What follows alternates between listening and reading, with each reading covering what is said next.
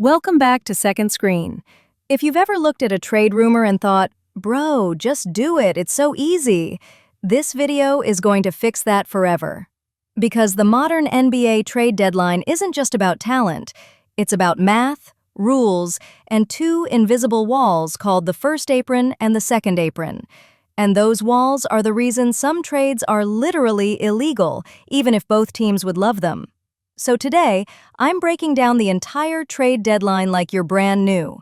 What the deadline actually is, how salary matching works, what happens when you go over the first apron, what gets even worse at the second apron, and I'll use real deals to show you how teams solve the puzzle. First, quick calendar.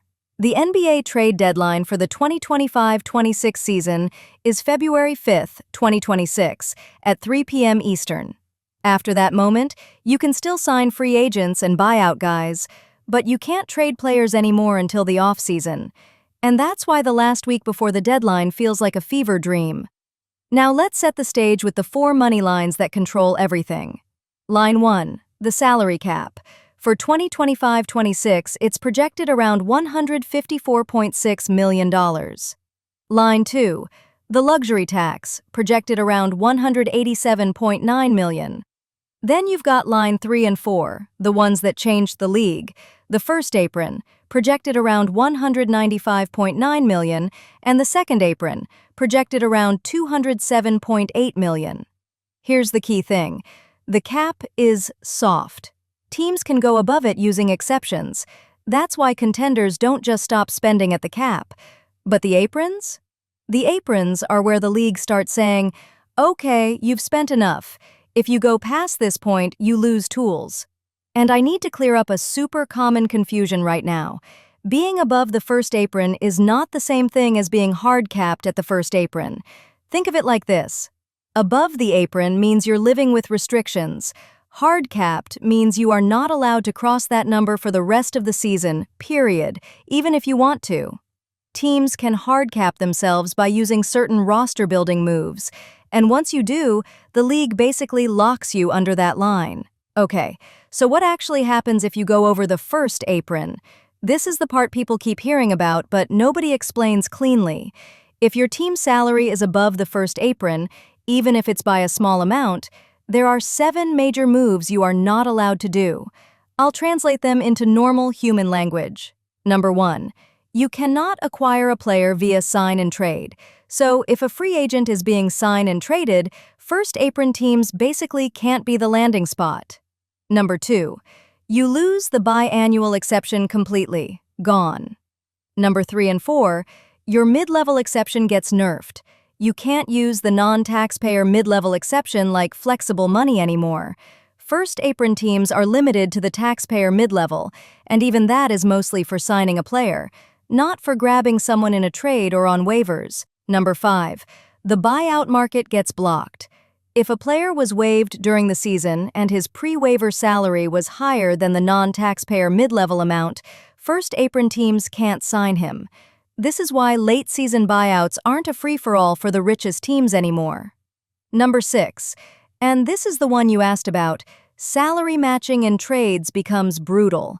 A first apron team is not allowed to use outgoing players for matching purposes to take back more than 100% of the outgoing salary. Translation: if you send out $10 million, you can't bring back $12.5 million like teams used to. You basically have to send equal money or more. This one rule alone kills a ton of easy trades you see online. And number 7, traded player exceptions from the prior year become unusable. So even if you have a fancy exception sitting there on paper, apron rules can basically turn it off. So when people say, why didn't Team X just add one more role player? Sometimes the answer is, because they literally can't. They'd have to take back too much salary or use a tool that's not allowed over the first apron. Now let's go one level higher, the second apron. The second apron is basically the league's super tax line. If you're above it, you get all the first apron restrictions, plus extra pain. And the extra pain is what really stops super teams from endlessly upgrading. Here are the biggest second apron problems in plain English. You lose access to the mid-level exception completely. You can't use any portion of it. You also can't aggregate salaries in trades, meaning you can't bundle multiple mid-size contracts together to go get a bigger player. That's huge because bundling is the classic contender move. 2 rotation guys plus picks for 1 star. Second apron teams get blocked from doing that.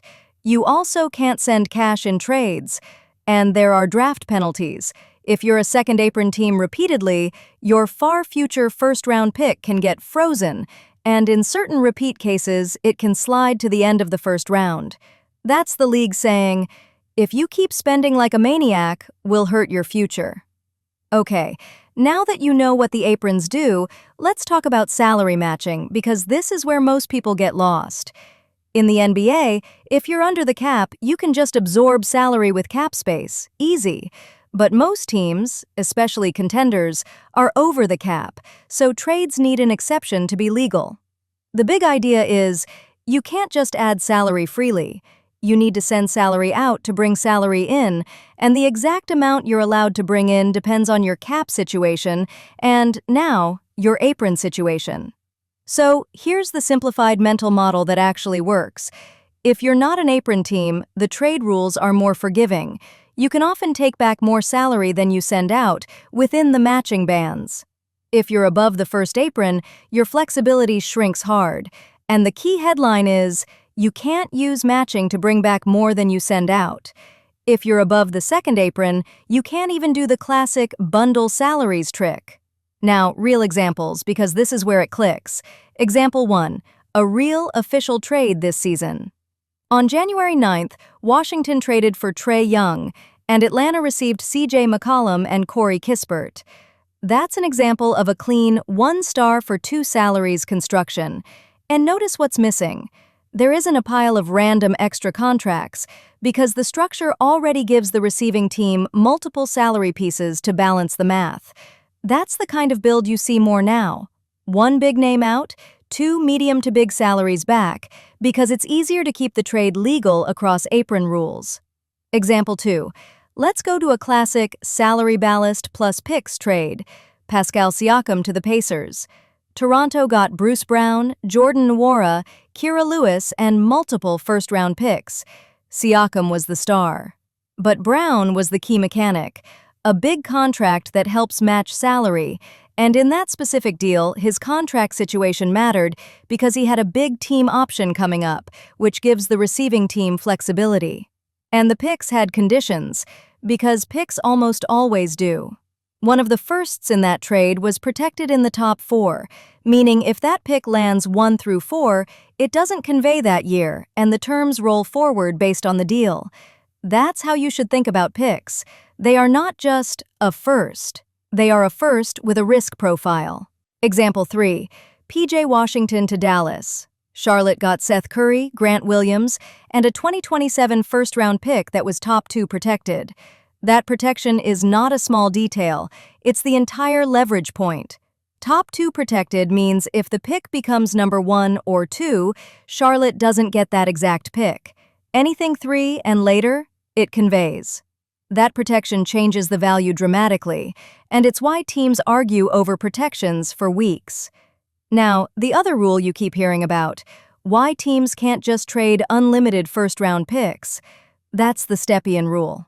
The short version is, you're not allowed to leave yourself with 0 first-round picks in consecutive future drafts.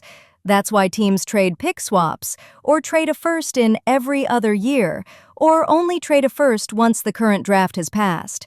It's not just GM fear, it's an actual rule. And now, let's talk about the sneaky part of deadline season, why December 15th and January 15th matter. A lot of players who sign free agent deals in the offseason can't be traded immediately. In most cases, they become eligible around the later of 3 months after signing or December 15th. Some extension cases can push trade eligibility even further, like a 6-month wait depending on the contract structure. This is why you'll see rumors like, Team X is waiting until Thursday, and it sounds silly, but it's literally because the player isn't trade eligible yet. Okay, last piece, the buyout market and why it's changed. Old NBA. A rich contender could wait for a veteran to get bought out and scoop him up. New NBA. First apron teams can't sign certain waived players if the player's pre-waiver salary was above the non-taxpayer mid-level amount. That rule matters a lot around March and April because it limits late upgrades for expensive rosters. So, how do you watch the deadline like a pro? Here are the 3 tells. Tell number 1. Watch the apron lines, not just rumors. If a team is above an apron, it may be forced into salary dump trades or same salary trades. Tell number 2.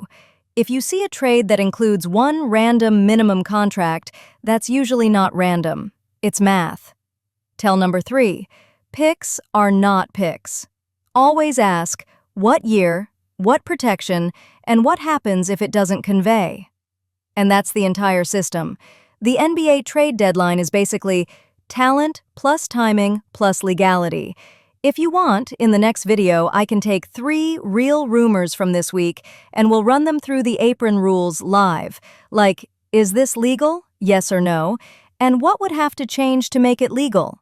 Drop the rumor you want me to break down and I'll see you in the next one.